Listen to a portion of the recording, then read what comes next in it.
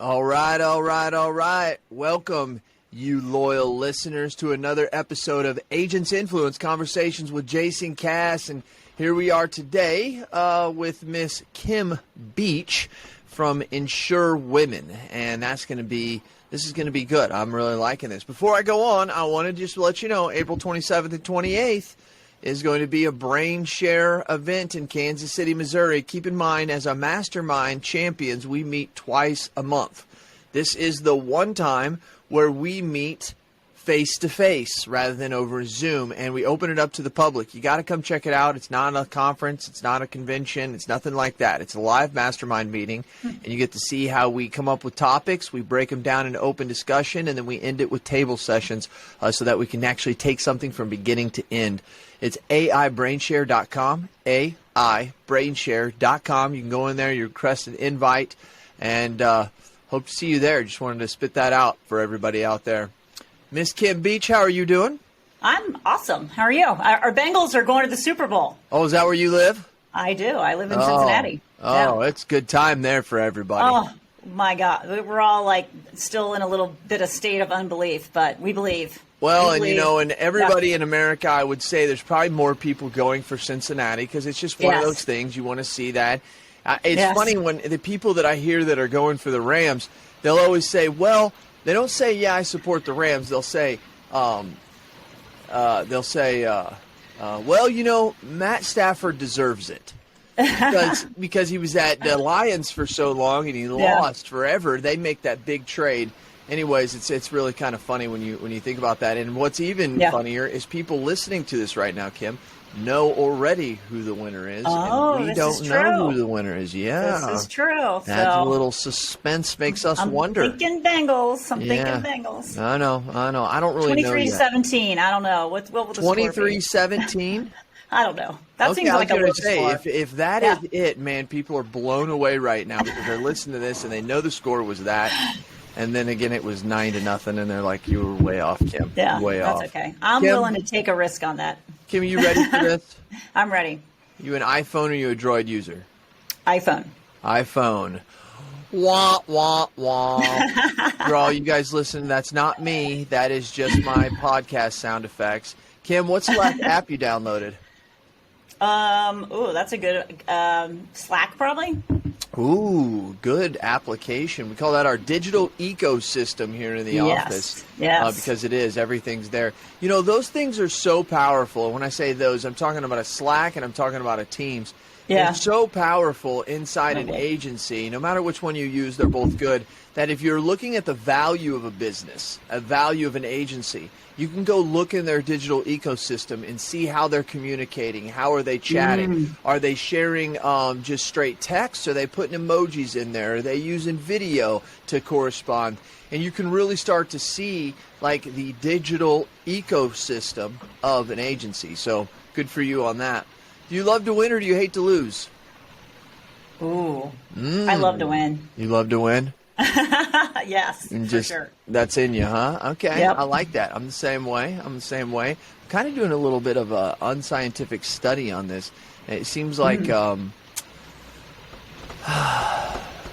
if you're 40 and over, it seems like you really like to win.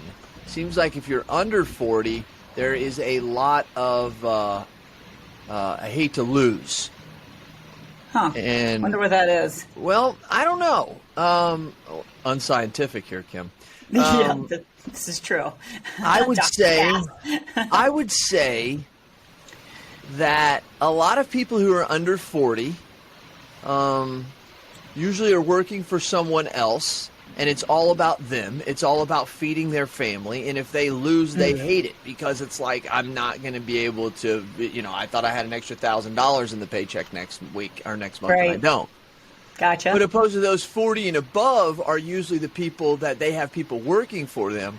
And you truly like to win because that means other people, your teammates, are winning. Good point. I don't know. I like it. I don't know. It's just what, I don't know. Marijuana and wine will make you think of things, Kim, you have never thought of before. This is true. Plus, kind of that under 40, and nobody take this the wrong way. They also got, we called them rainbow ribbons.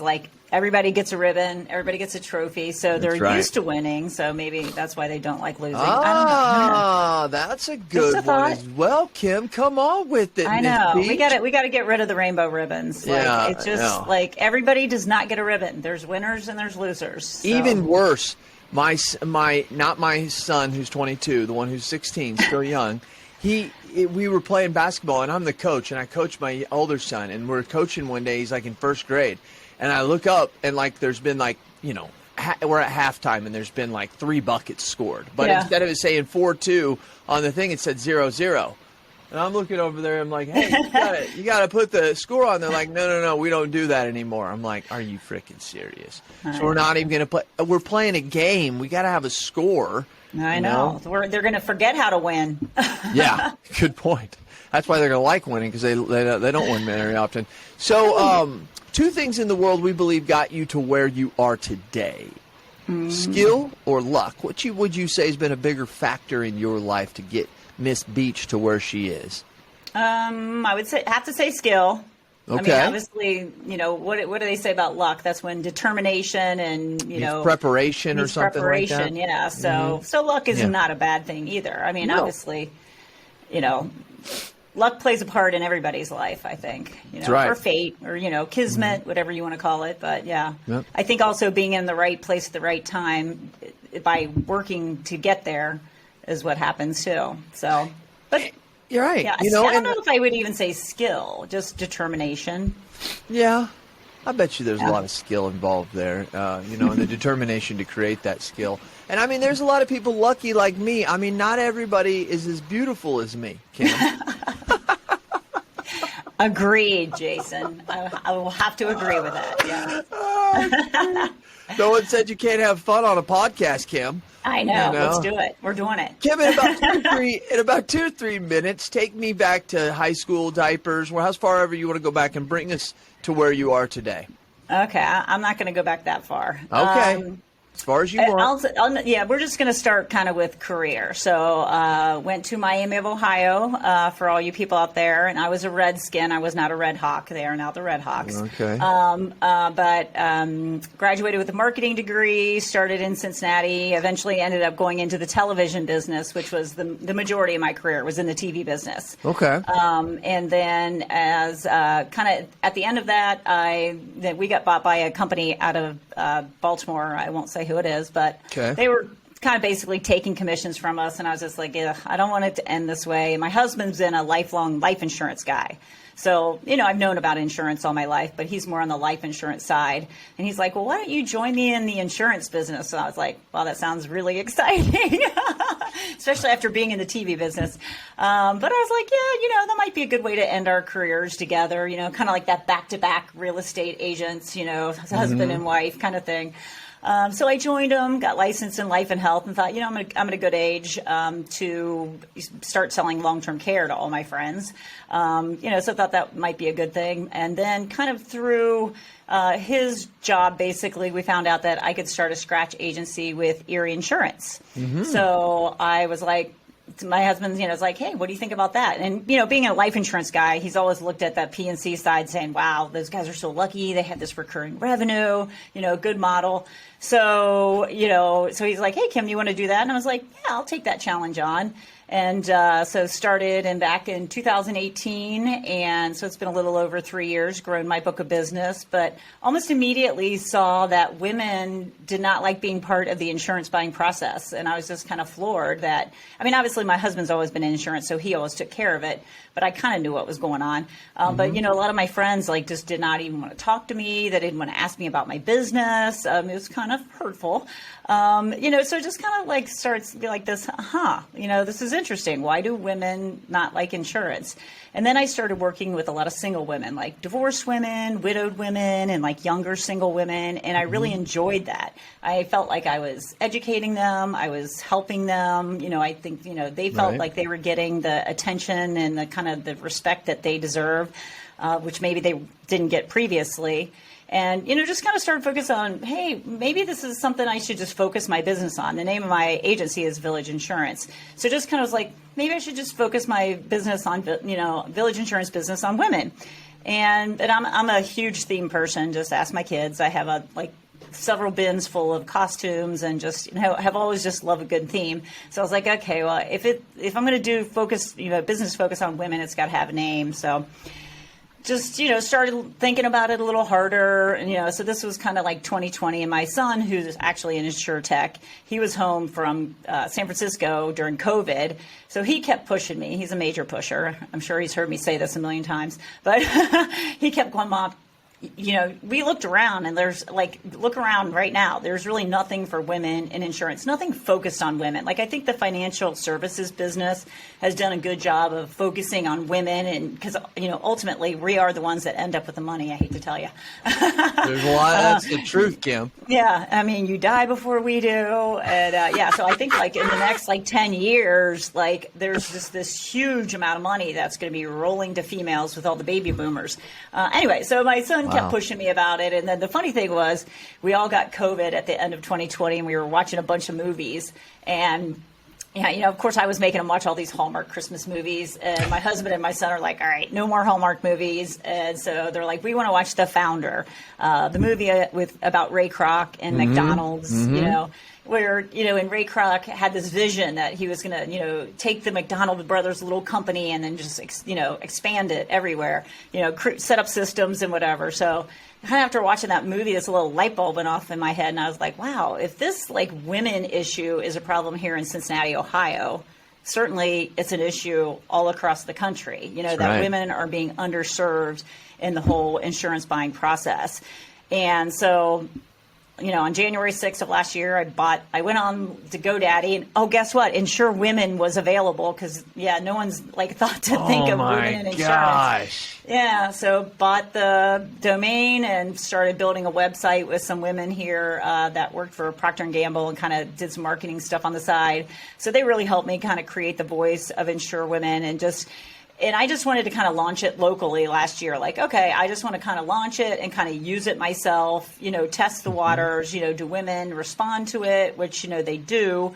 And then just over the past, basically year, I've just had, millions of conversations with women agents and, InsureTech, founder. I've talked to just a ton of people over the past year that are interested in coming alongside me. So in March of this year, on International Women's Day, which is when I launched last year, we're going to launch it nationally. So wow. Yes. Wow. This is fantastic. So what is your overall mission? What is to bring awareness to women? Well, the mission really is to serve these women that are not being served or don't feel like they're being served. So it's to, number one, empower them with education and, so that they're confident in the whole process. So the InsureWomen website has educational videos and that kind of thing. But then also, really, to create this network of female agents, agency owners, industry executives, stakeholders that care about the whole female buying process, which they're half of the population. So, and really, it's going to be, I want to say kind of a soft, national, because I'm just at the first just trying to accumulate members, basically. We're not really sure exactly what we're going to call people that are part of it.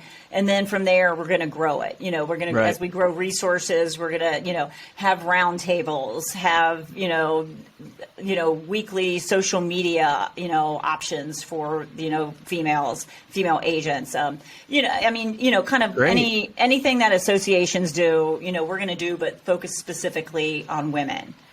How do women buy differently than men? That kind of thing.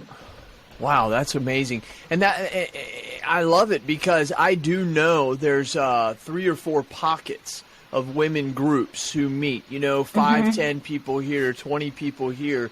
And there really has been no unification to bring that all together.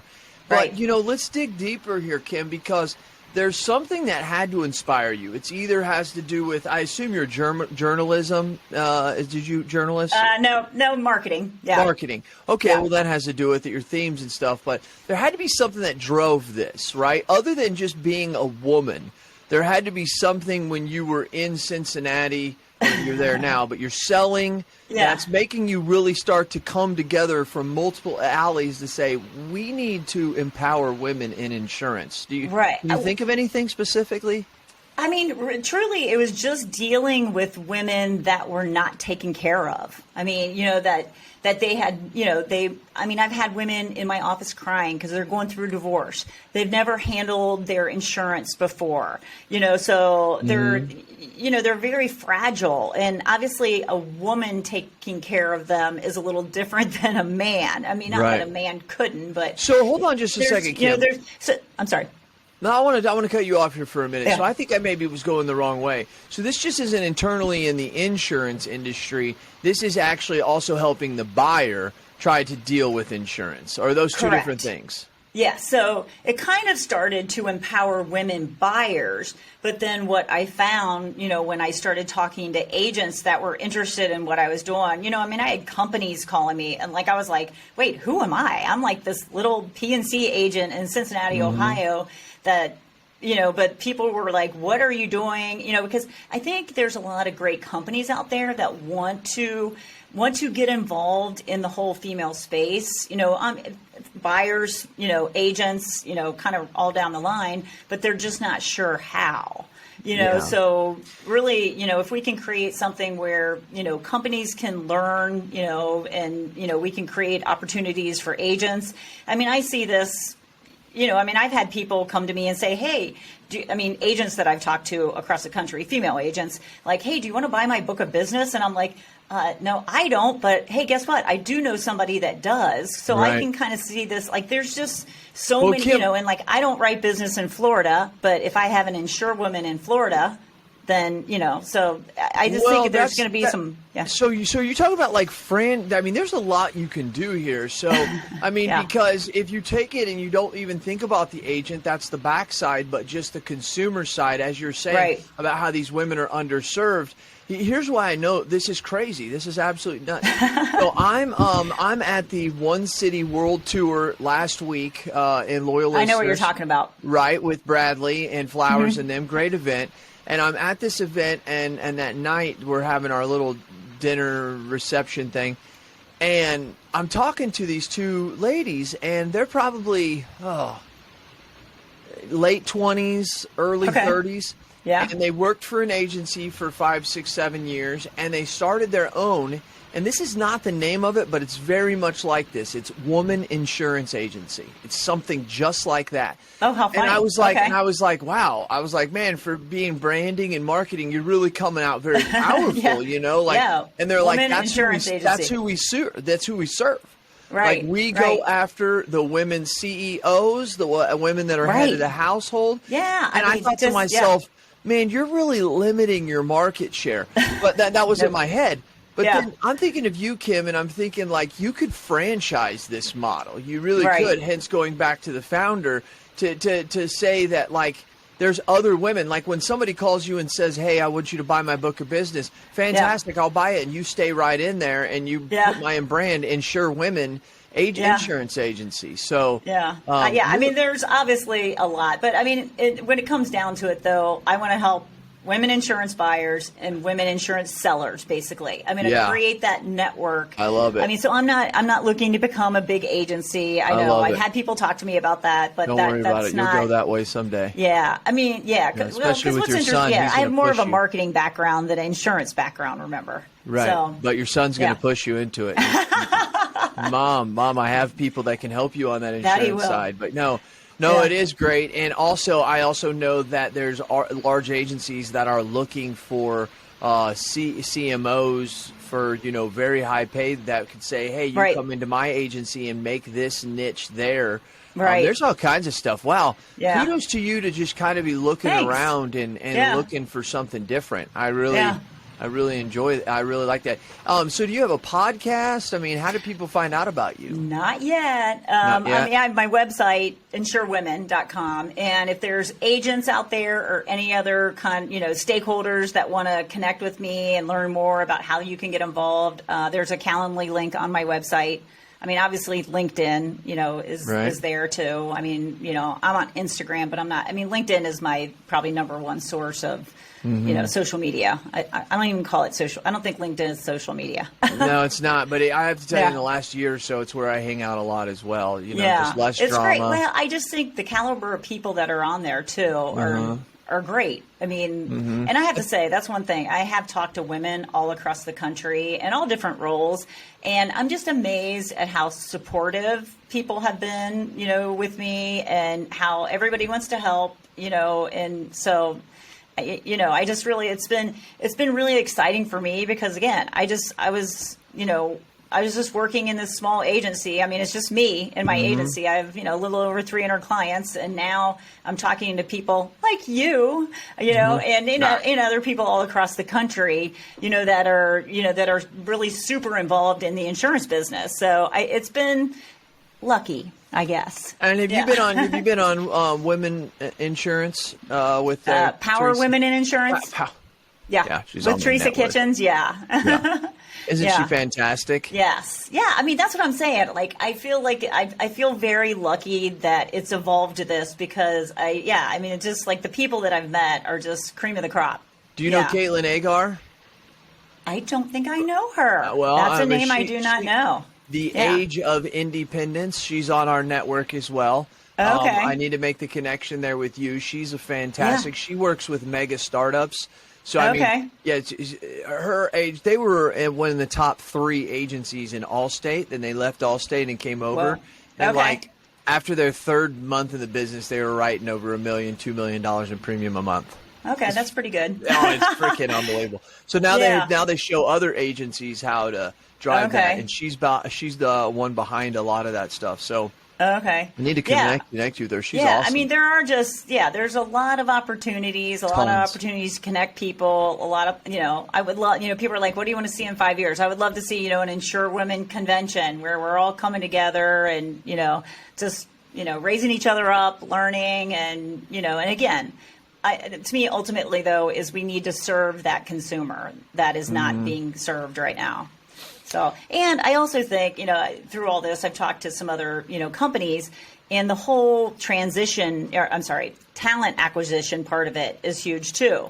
Can we get more women into this business in like agency roles? I mean, this business, it's a great business for a woman, it's a great business. I mean, better than real estate because guess what? You end up with an asset at the end. Correct.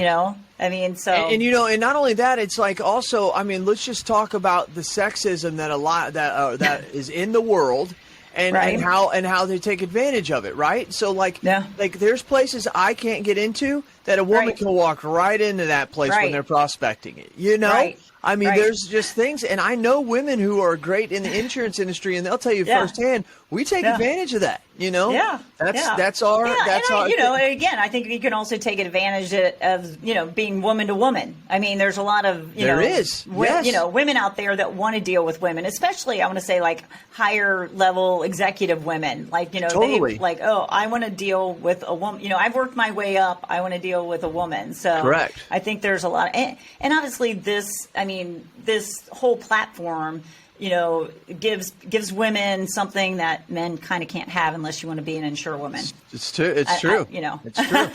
No, it's true. Yeah. I love it. And my loyal listeners know I was raised by a single woman. So I have a lot of appreciation for that. And then one of my sayings is, Kim, is that the insurance is the greatest industry God ever created. And the reason why it's got the best ever is because of what I think your husband, you said, the renewals, right? Renewals and that residual income. Well, here's the deal. 86% of all account managers, that it means they're handling almost all of the premium, are women.